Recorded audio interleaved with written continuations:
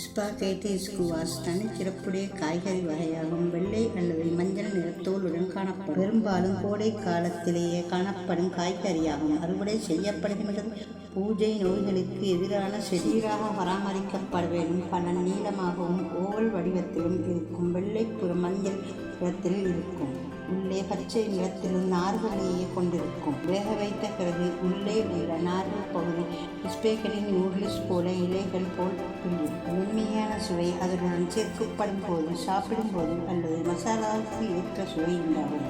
ஆரோக்கிய நன்மைகள்: குறைந்த கலோரின், ஃபைபர் அதிகம். வதக்கி பாஸ்தா, கறி வகைகள், தோசைகளுடன் சேர்க்கலாம். பிரியாணி போன்றவற்றுடன் சேர்க்கலாம்.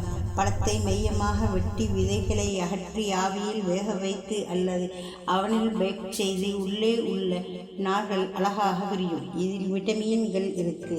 ஆகவே சிறுவர்கள், வயதானவர்களின் உடம்புகளுக்கு ஏற்ற நல்ல உணவு.